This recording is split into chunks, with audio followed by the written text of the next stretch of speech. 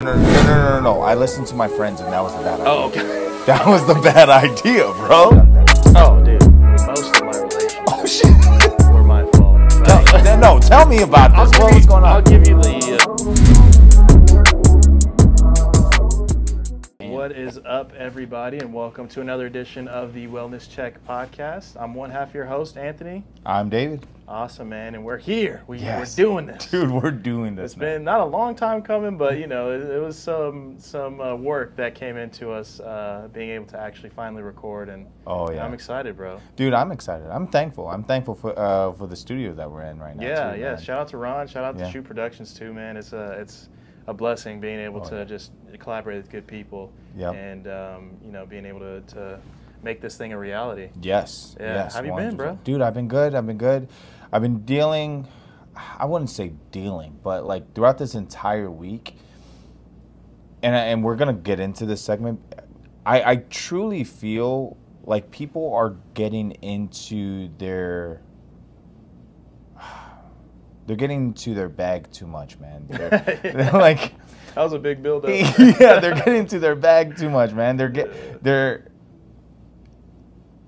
Have you ever had like people air out their dirty laundry and everything of the sort in front of you, and sometimes in front of people? In public? Yes, in public. Yeah. I honestly think that the reason why people air out their dirty laundry, at least some, is because they need help. Because they're actually seeking, like, am I right for saying this, or am I some validation? Yeah, 100%. Yeah. Because they're not getting it. Right. Because you have to look at it this way: when someone is saying that, say for instance a male or a female, let's say for instance where they're saying all of this, all they have around them is yes men. They have people in their corner. Right?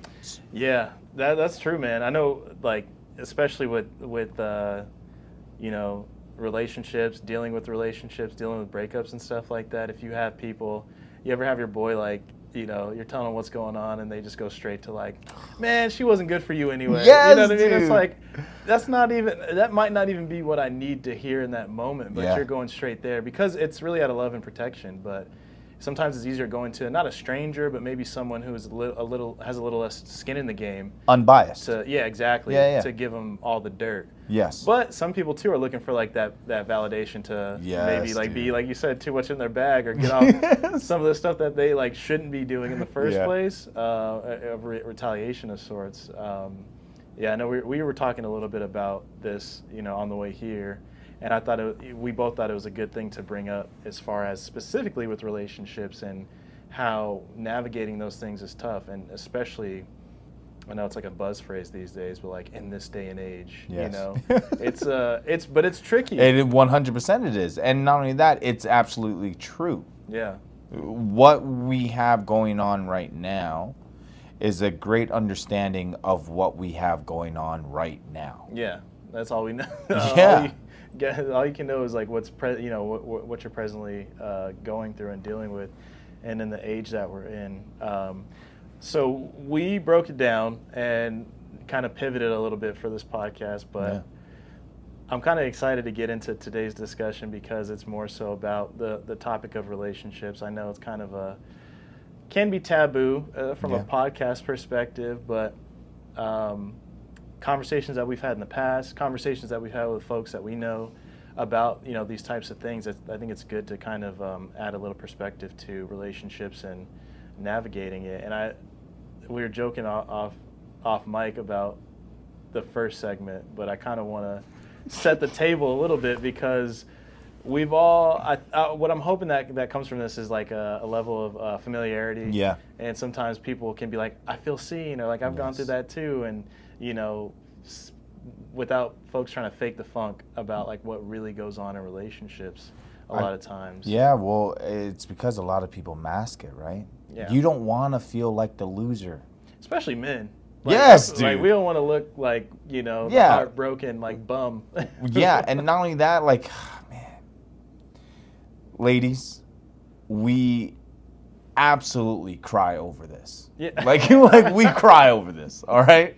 You don't see it because we don't show you. Yeah. But somewhere it's devastating. There's a young man in the corner right now, balled up, just sick to his stomach over a breakup. 100%. Dude, there's this physical feeling of someone ripping your heart out that you experience when it comes to a breakup, man. Yeah.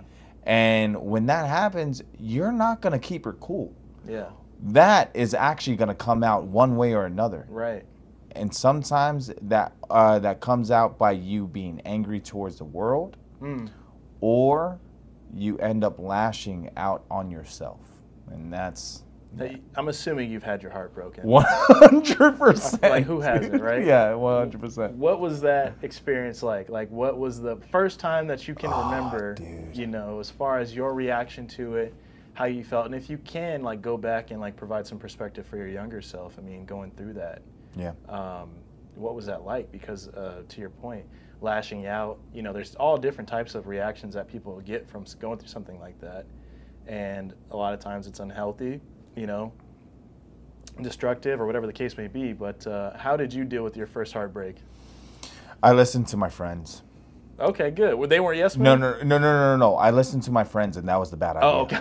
That was the bad idea, bro. Give your friends too much credit. Yeah. Oh, dude, it was so bad, man. It was so bad because now here's like we'll get super serious about this too, because, and this, mind you, this is my first ever relationship. Yeah.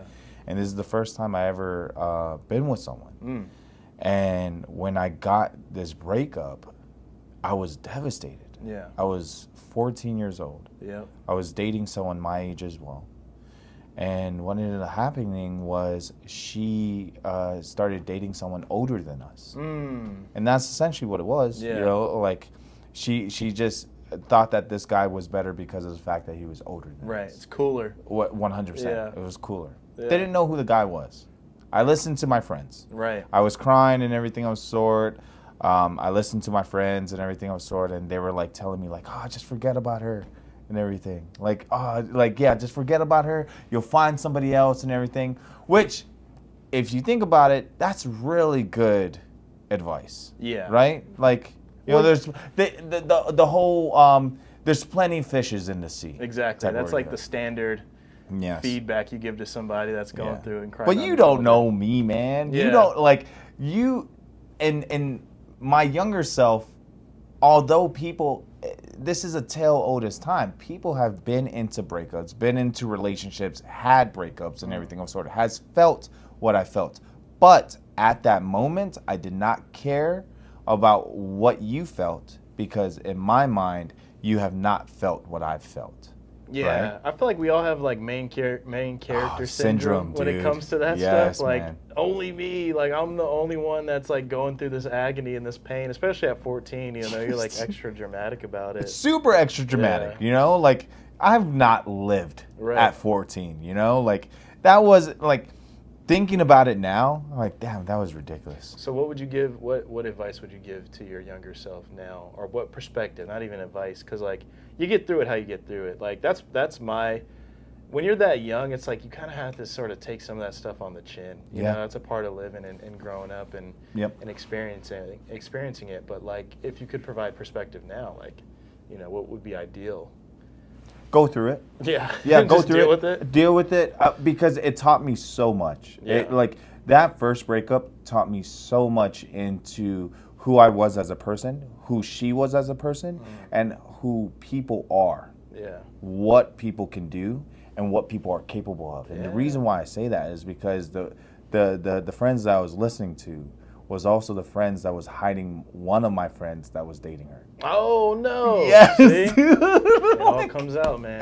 It all comes out eventually. I ended up finding out that my friend was actually like dating her on the side. Oh my goodness. Yep. Yeah, man, that's gnarly. I'm trying, as you're talking about, you know, your experience, I'm also thinking about mine, and like going back to like that time in my life, like as a kid, as a teenager. I feel like I was heartbroken, but like looking back on it, I wasn't really. No. You know, it wasn't really like something as serious as I thought it was. Like, you know, you look back and you're like, I don't even remember that girl's like birthday, you know, Yes. or like the, Yeah. you know, her favorite color or anything like that. And I know for me, one of the things that you have to also assume in relationships is like your dirt as well. Yeah. You know, whether it be you're the person breaking someone's heart or they're breaking your heart. Yeah. But just with relationships in general, I feel like things go sour, right? Yeah. If you could look back with like an ownership mentality of some of those things in earlier relationships, maybe after that first one, Yeah. what do you feel like contributed to a relationship not panning out?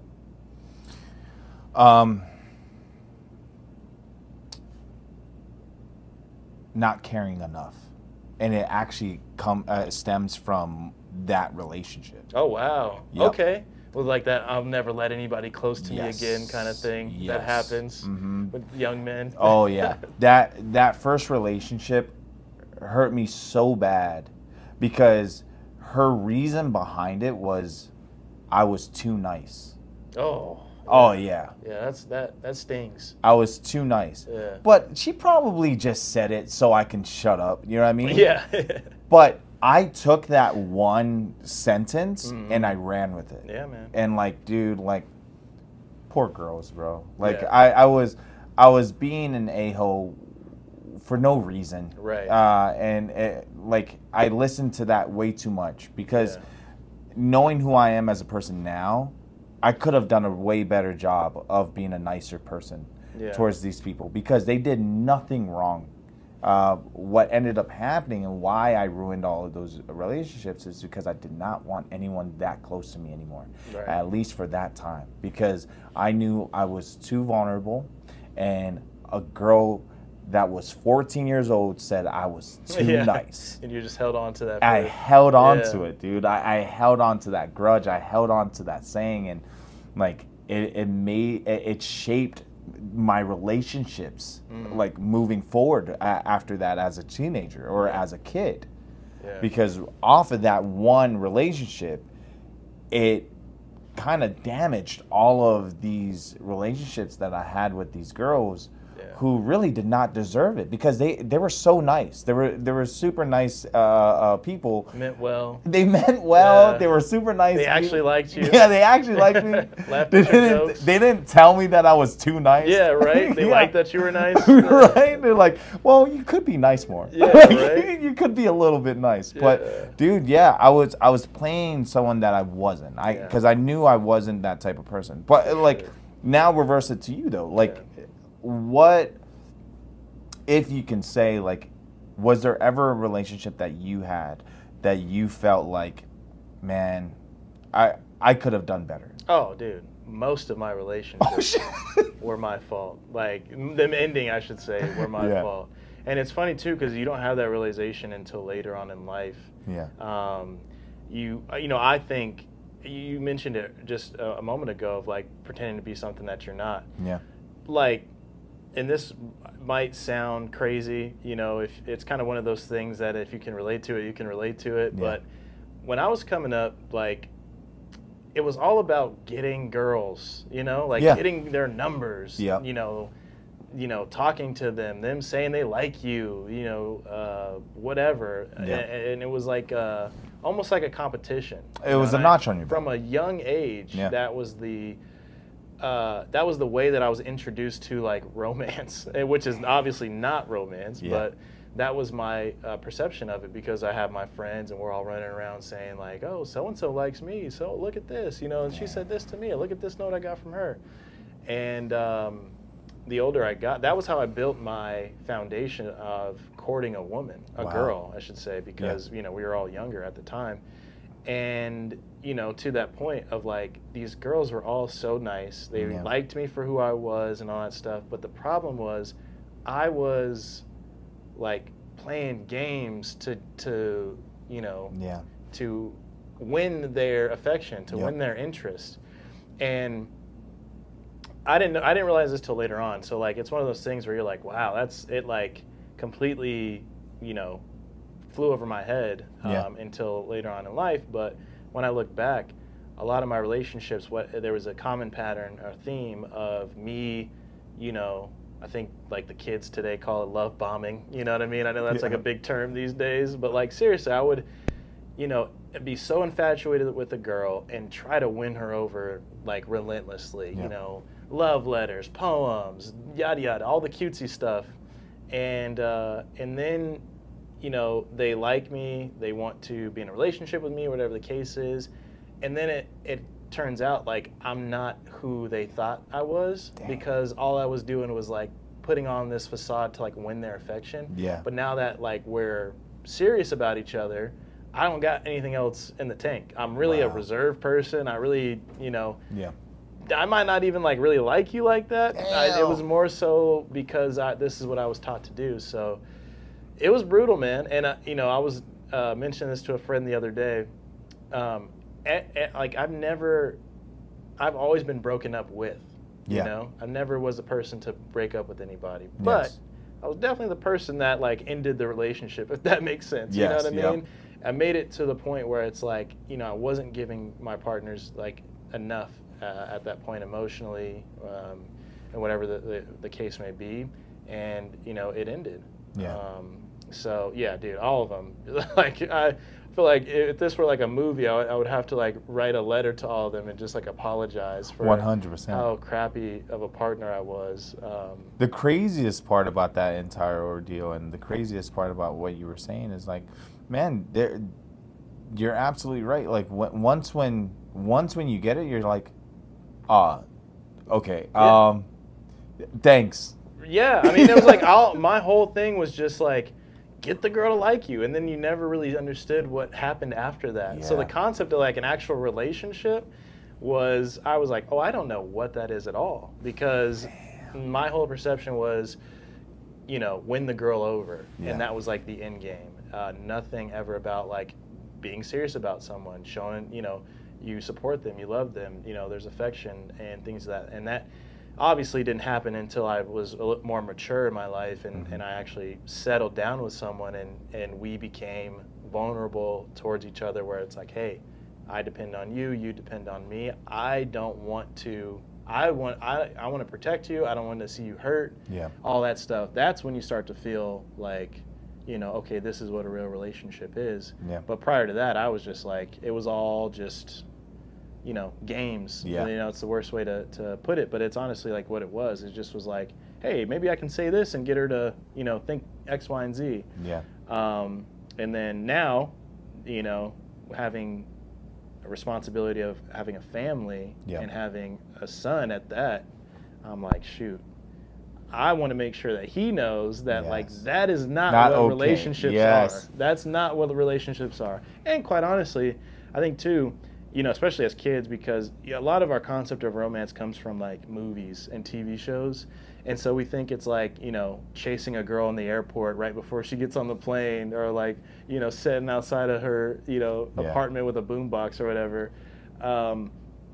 I think healthy relationships, especially when you're at a younger age, comes from really just, having self-love and self-security, in your, like, internally. Yeah. And being okay with like, I was out there looking for girlfriends, like, man, I gotta get, she's cute, I like her, let me, but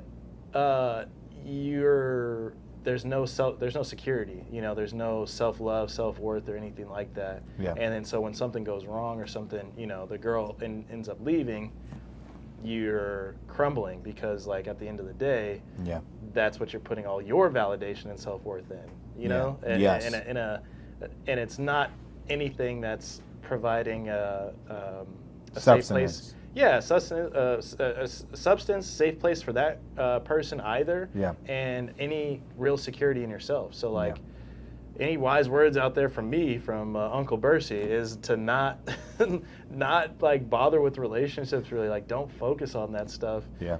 Let it come to you. Yeah. Right. But I feel like the era that I grew up in was more so like chasing the girl, as opposed to looking inward, finding yourself, and being a good partner for the right person when it's time. Because that was never my concern. No. it was never my concern to be a good partner. It was always just my concern to find a good partner. You know, yes. but never be a good person, you know, for somebody else. I feel like that's a lot of people's mentality. Yeah, I mean, even now, today, even now, I feel like even now as adults, that's a lot of people's mentality. I need to find a good woman. I need to find a good man. Yes, dude. Like, man, you need to. Why just can't work. I? Yeah, why can't I find a good? Yeah, and it's like, well, are you the best partner? Like, honestly, have you looked in the mirror lately? Would you want to live with you? Like, realistically? Oh, bro. You know, would you want to deal with your mood swings or you know, whatever it may be, all the tendencies that you may not like about yourself? Like, maybe look at that first. Yeah. And on your journey of improving those things, you know, you'll be lucky enough to find somebody who's willing to take that journey with you, because that's really what it is. Yeah. Yeah. It's finding that person that will allow you to be who you are. Yeah. The biggest thing, I think, that it's not really talked about is the fact that people don't allow each other to find themselves in a relationship. Does that make sense? Oh, yeah. Like you... Yeah, that's common. Yeah.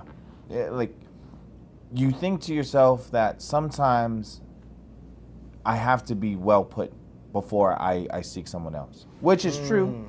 Like, you can be who you are before you find the right person. That is true. Yeah. But what's even better is finding who you are when you're with somebody, and it comes with that saying, when you're with me at my lowest, you'll have me at my highest. Yeah. Right? You'll have me at my best. And man, you can't really break those type of bonds. Yeah. Because you've seen me at my lowest point. Right.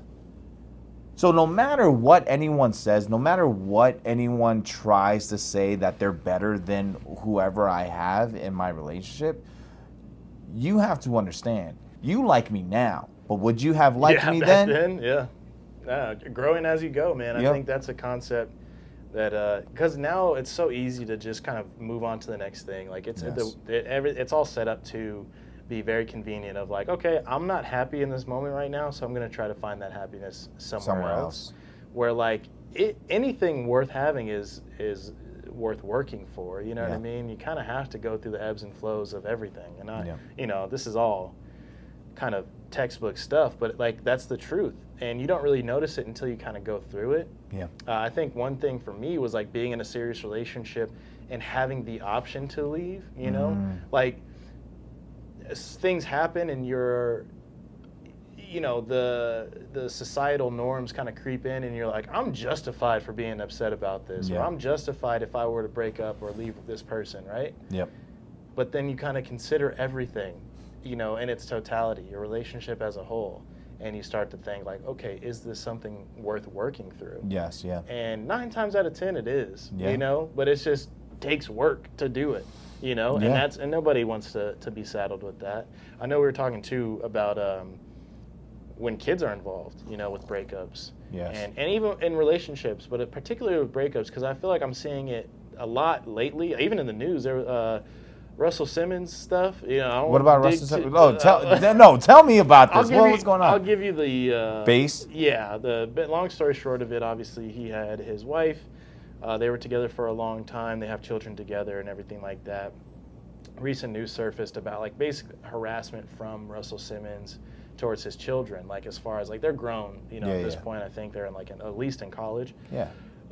And the you know, there were some messages and stuff that got out about like how he was talking to them and everything like that. And I'm giving a super high level breakdown of this. There's all different types of like angles towards it. But one of the conversations that stem from this is like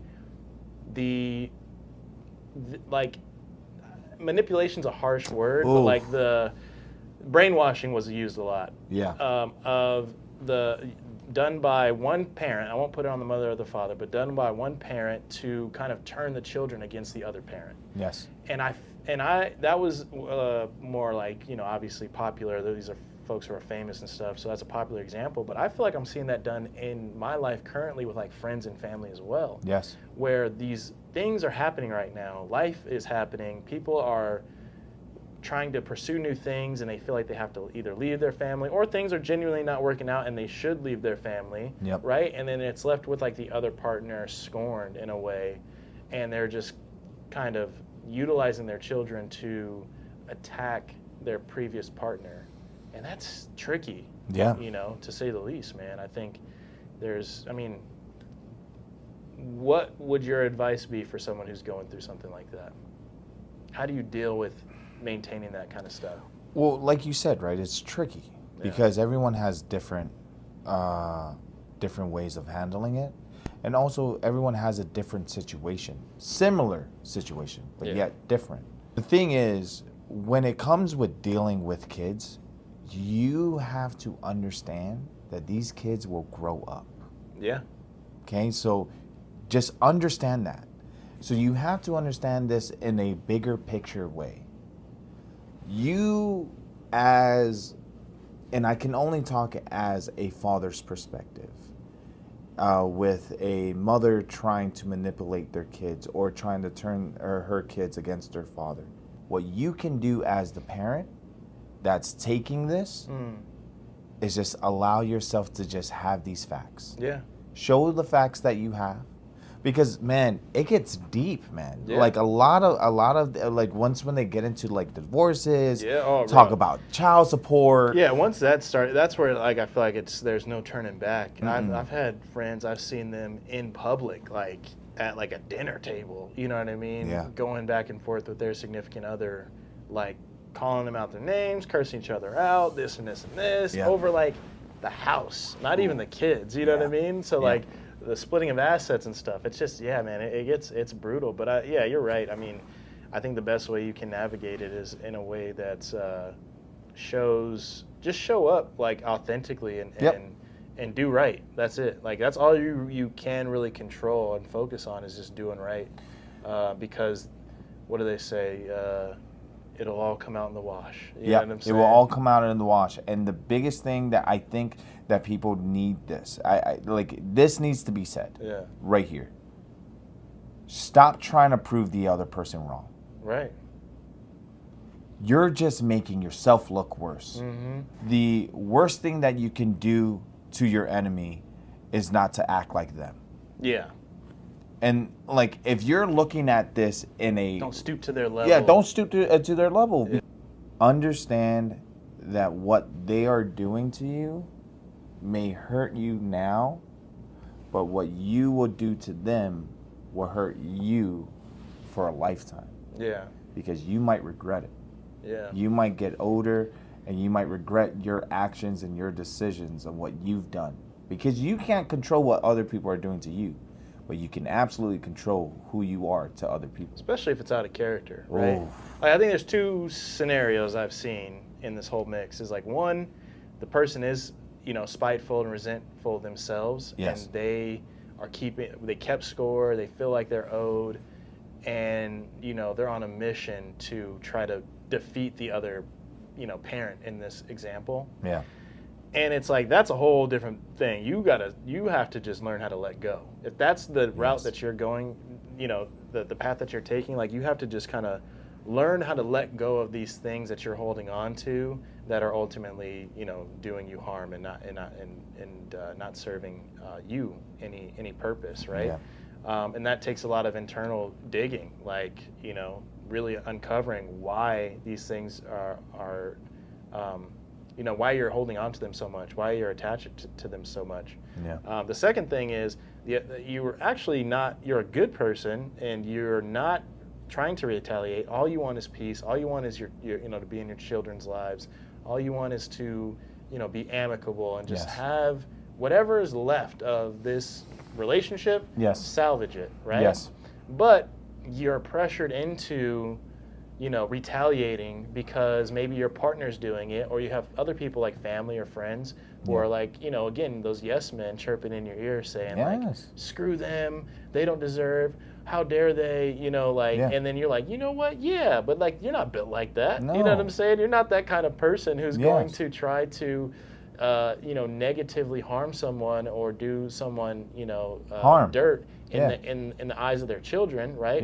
Kind of besmirch their name. So why would you goat yourself into doing that anyway? Do what comes natural in that sense, and it's to be amicable. Show up with love and show your children a good example, man.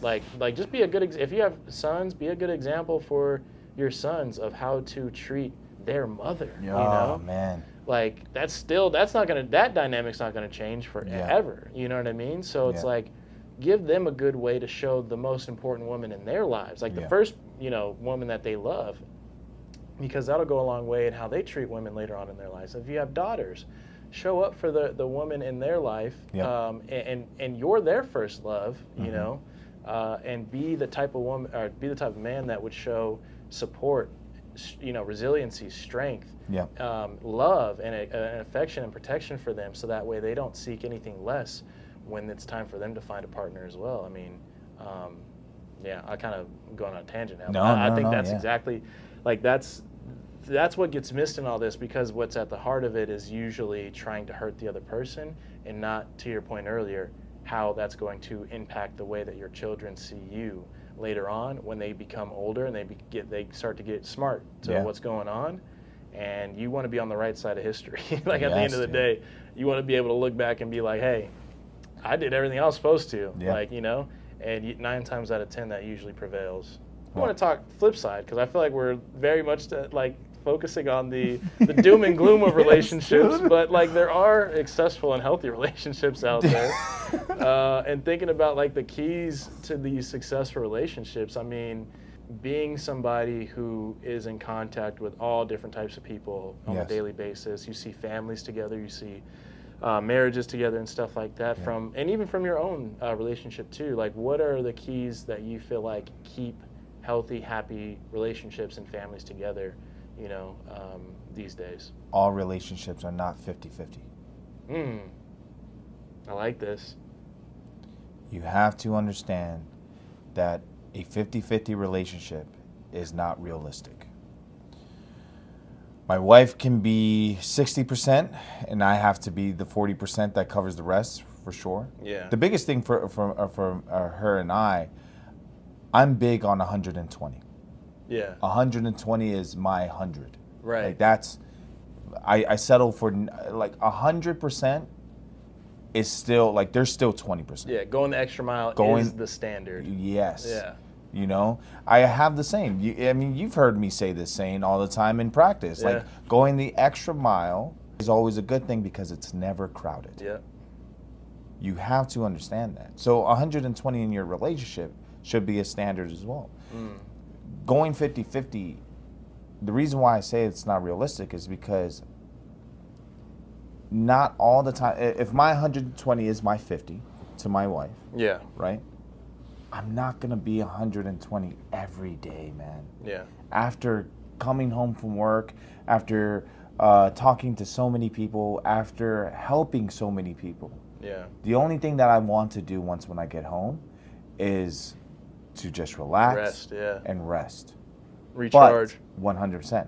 To recharge, right? Yeah. But the thing is, I didn't do the bed before I left. Right, to go to work. Yeah. You know there's still some dishes in the sink. There's still some dishes Playboy. in the sink. You gotta get to work. Like, the house still needs to be mopped. Yeah. You know? Like, there are things like that. Yeah. And the greatest thing about our relationship, or with any relationship, when you realize that the 50-50 is there, right? Because I'm coming back at home, and instead of 120, my wife is getting actual 50%. Right, you know?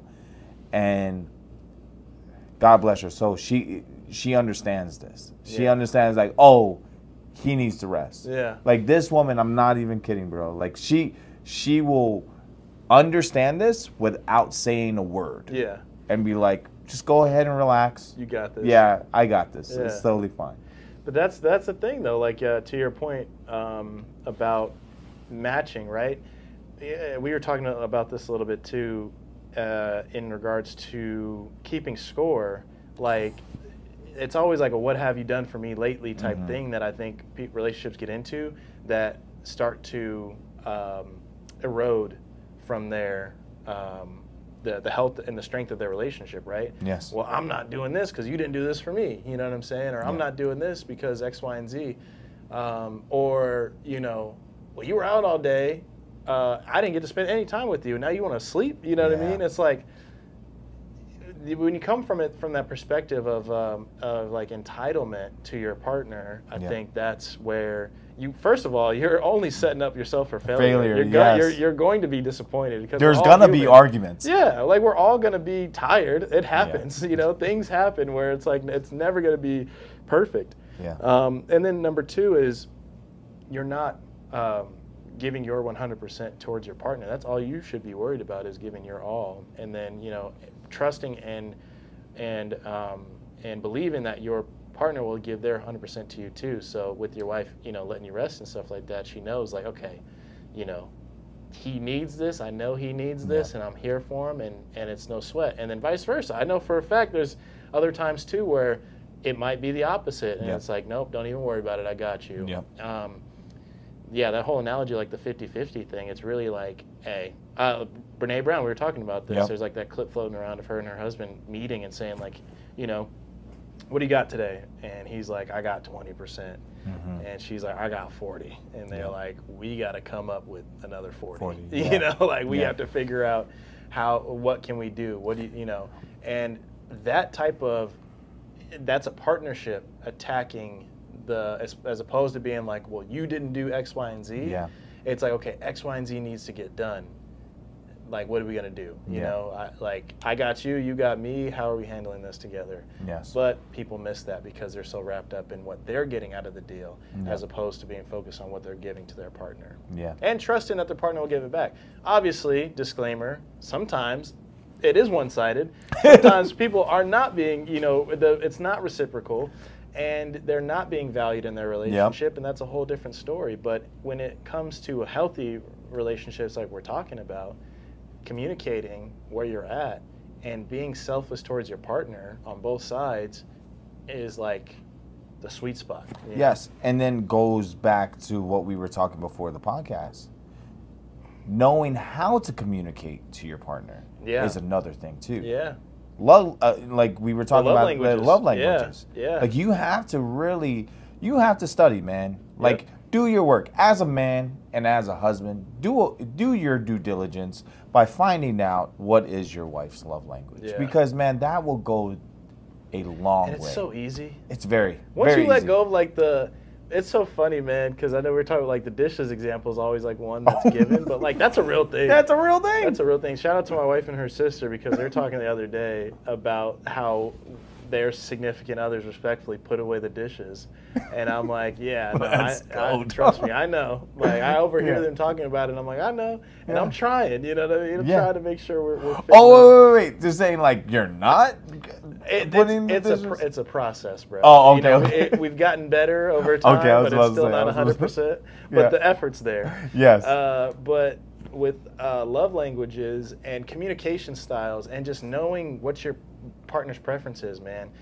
Especially, again, just talking from the male perspective, I think we always have that ego thing where we're just like, I'm not, you know, giving any wiggle room because if I do, that means I'm soft. And it's like, bro, honestly, if you just give that, like throw that concept away and give your partner what they're looking for, 9 times out of 10, it's not that big of a deal. It's not going to be something that puts, you know, is out of your way, and it's going to make your life easier in the long run, and it's going to make your partner happy. Like, what a concept, you know what I'm saying? Like, wow, you want to do something to make your partner happy, but we get wrapped up in like being punked by our significant other and our ego, and like you say it, you literally just said it, getting punked by your significant other. Do you know how wild. You hear how crazy that sounds, but that's true.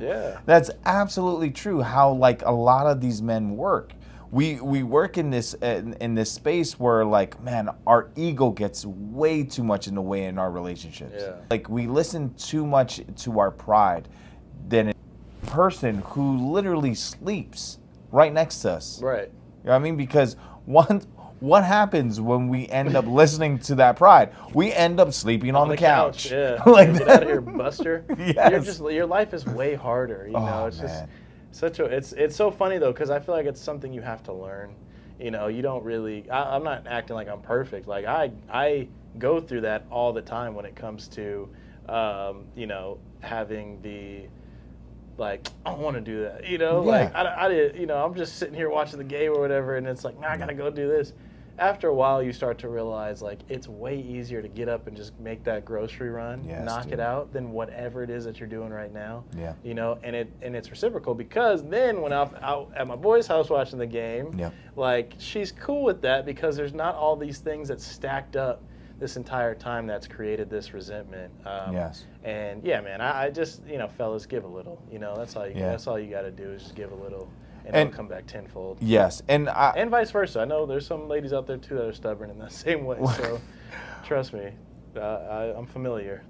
this is what I feel like everyone should start doing. Reprogram your mind. When you are given a task by your significant other, instead of counting that as like, I'm doing this for you so I can get this. Yeah, exactly. When you are going to that grocery run, what you should be doing at that moment is thinking about all the good things that she's done for you. Ooh, yeah, there you go. So therefore, it will allow you to feel even more like not even obligated. I want to do this. Yeah, I get because to. I get to do this Yeah. because you did this for me. Like when I was sick, you're the one that Yeah. gave me all my pills. You're the Yeah. one that made sure that the shower was warm and everything of the sort. Yep. Like you did all of this for me. This small little store run that I'm doing for you Yeah. is nowhere compared to what you have done for me. Yeah. You know, instead of what you're going to do for Exactly. me, or Oh, yeah. like, you know what I mean? Like, Look in the past, Oh, you know, as man. opposed to looking at the future. What do I get out of what's in it for me? Yeah. As opposed to, yeah, it's so funny talking about it out loud. Yeah. It sounds absurd, but I'm just like, man, that's really how we like think. In regards to relationships subconsciously. Reprogram, without man. Realizing it, yeah. Yeah. That's awesome, brother. I love that so much. We were talking about love languages and the story I was telling you about the sunflowers. And I just think that's, I'll just give this quick little anecdote and we can move on. But sometimes with partners, you feel like the things that they enjoy, the things that they like, you have to do it once they kind of announce, like, hey, I love sunflowers, for Yeah. example. And I was telling the story, you know, about my wife and how, you know, she loves sunflowers. Those are her favorite flowers. And every time I go to the grocery store, you know, I'm like, I'm going to get her some sunflowers Yeah. because they're there. You know, I'm going to scoop them. But by the time I get done with my groceries, I forget about the sunflowers and I don't get them. 9 times out of 10, I don't get the sunflowers. So she came to me one day because my love language is words of affirmation, and she was expressing to me about how she felt like she could do more about giving me, you know, more words of affirmation and things like that, and how she felt like she was lacking in that area, and how she wanted to write me a note every day, you know, and I can read it when I wake up, etc. And it just kind of dawned on me, you know, that's kind of how we look at those things, right? When we're working through expressing our love and trying to figure out how to express our love towards our partner is from a checklist mentality, you know, of like, I got to do this because this is what they like, and if I don't do it, then that means I don't love them. And it's like, that's not the thing, right? That's not what it's about. And I told her the sunflower story, and I said, you know what, though? That one time that I do stop and get the flowers, it's because I meant it. You know, Yeah. You were top of mind. You were on my mind. I wanted to express how much I love you. I wanted to give you something that you enjoy, and I meant it, you know, because like if we do it because we have to, then like where's the love in that process, right? Yeah. There's no actual, you know, emotion there. It's just more so like, all right, here are your flowers, you know, here's your note, you know, whatever. But when you do it and you mean it, and it could be, you know, once in a blue moon, whatever the case may be. But that's how you know that you love them, because because they're top of mind. So I just want to throw that out there, man. I feel like we always kind of approach things with a checklist mentality when it comes to showing affection to our partners. And again, speaking from a male perspective, I know for me, I was always like, all right, how can I make a girl happy? Like, buy them stuff, you know? And you would just be throwing a bunch of crap at them, and they're just like, thanks, I guess. Thanks, you know? man. I didn't know I needed socks, but like I got whatever, you know. I'm a big gift card guy, bro. I'll be showering all of my girlfriends with gift cards man. and just be like, go crazy, you know, run it up on that $20 Panera Bread gift card. They're just like, what? But it's because I didn't know how to truly show affection in that way. I thought it was more of a task than it was an act of like love, you know, or affection. So, word of, I don't know, I don't want to say caution, but you know, something to keep in mind. Yeah. I feel like, especially in the younger relationships, because as we mature and you start to settle down with that partner, it becomes a no-brainer. Ooh. But I know for me, I'm kind of like in that in-between stage. I've been with my wife for going on 8 years. Yeah. And I'm kind of like still learning how to, you know, read the situation and know what it is to, to give her what she needs in certain moments. But I'm way further ahead than I was at the beginning. Because before I'm just like, I don't know, pat on the back. Yeah, Here brownies? Like, yeah, brownies? No? Is this what we're doing? Who doesn't like food, though? You know what I mean? I actually have a random question. It kind of ties into what we're talking about, but more so with the martial arts side. What's the benefits of a couple doing a martial art together, and what martial art do you suggest that a couple learns together? Jiu-jitsu. Yeah, I was thinking the same thing. Bro, yeah. Brazilian Jiu-jitsu, bro. They should absolutely do that because Jiu-jitsu allows you to strip your ego out. Man, I've seen so many couples have fun though in Brazilian Jiu-Jitsu, especially doing the class together, especially being partners in the class together. Oh man, it's so fun. It builds bonds. Like Brazilian Jiu-Jitsu absolutely builds bonds. So now incorporate that inside your relationship, in your marriage. It brings you closer together. I can give you a perfect example. My wife is a blue belt in Brazilian Jiu-Jitsu right now.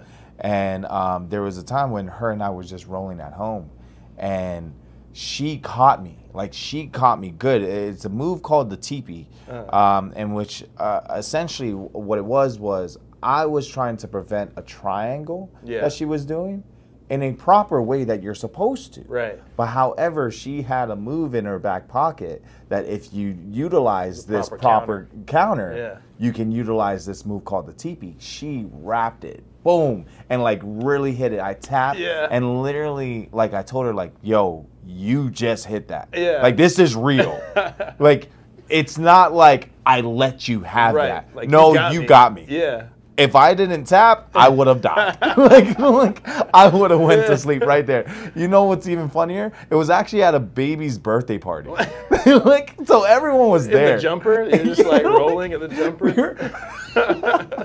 We were in the living room, and like everyone was watching my wife and I like rolling around and everything of the sort, and like, dude, she caught that in real time. Dang, man. Dude, and like the look at her face, bro. Was she shocked? She was shocked. She was shocked, and not only that, like in her mind, she's like, "Oh, you let me have that." Like, no, you got it. You know, like you got that. Like, I'm 234 pounds. My wife is only 115, bro. Like, she caught that, bro. Like, man, and how cool is that too, though, from an ego's perspective, right? A lot of dudes would be embarrassed about their wife, you know, like catching them in something in front of other people, let alone like, you know, their pride might not be able to take that and stuff like that. So do you think that's a result of being able to like train together? Because martial arts in general is an ego killer. Oh, 100%. Humble pie is served daily. Daily, yes. And like, whether you like it or not, like, you go catch your slice. 100%. Like, you're going to find someone that will have your number. And the fact of the matter is, martial arts is such a safe space where someone will have your number, and it will allow you to be humbled. To the point where the person, as a martial artist, will like respect you enough to not be cocky enough to gloat around and everything. There is a respect level. There's a code that comes with that. And I think that translating into your relationship, your marriage, is an added element. I would encourage people to explore, man, because I see it. You know, when I'm going and I'm watching some of the folks roll in the gym, and you know, there's husband and wife in there, and they're going after it, and I'm just like, man, even buddies, buddies rolling and stuff like that. You see, like, the bond is different because you know, you guys are working on something that is improving you guys in all these different facets. I'll say this too. Lastly, I think it was pretty badass. At one time, there's a gentleman. And he was like, he competed. I can't remember. He was at the gym training for something. and we were chatting a little bit, and he was just telling me about how, like, him, his wife's mom, all are at least a brown belt level jiu-jitsu, right? Yeah. And he's like, and they had a young son. My son was playing with them. That's kind of why we were chatting. And he's like, yeah, anybody that watches my kid has to take jiu-jitsu classes. Like, if he's spending more than an hour or two with you consistently, like, you need to be able to protect yourself and him. Like, that's just how we're rocking over here. And I was like, that's so dope, man. Like, everybody in your family can choke me out. Like, that's crazy. This is crazy, dude. And you can get it from mom and grandma and pops and your mom. It's like, dang, dude. But there's a level of security and confidence that comes with that too, when your family are just rolling around, like, and they know a little something to protect themselves. Yes, dude. Cool. The craziest thing about martial arts is when you start doing martial arts, especially if you start doing it for a while, you start seeing who doesn't do martial arts. Oh, wow. You can see the difference. You can see the difference. What were they like while they're training, or just walking around on the street? No, just walking around on the streets. Oh, that's high level. Yes, dude, you could see it. Bro, man, I'm telling you, when you do this long enough, you can tell who hasn't done and who's done it all their lives. You will see, just by the way that someone is standing, just by the stance of somebody standing. It's like, oh, okay. They're not ready. Yeah, you're not ready. Your feet are too close together. Too close together. All right. Dope. Like, perfectly square. Hands are down. You're like, all right. You know what? I'm just gonna back away. For both of our sakes. For both of our sakes. Do us both a favor. Man. All right, man. Let's get to our the final wellness check of the episode. Oh, wow, so each episode, David breaks down a final wellness check for everybody, kind of sending us into the rest of the week. Final thoughts, man. The floor is yours. What's something that's been on your mind that you kind of want to give credence to for this wellness check? Going back to relationships, I want to say you have to understand that there is no shame in compromising. And you have to sacrifice an inch to gain a friend, right? I like that. And that's the biggest thing when it comes to your relationship. You have to understand you're fighting with your friend. The only thing that you're doing is creating an enemy at that point. So compromise. Allow yourself to understand what you can do and what solution that both of you can come up with.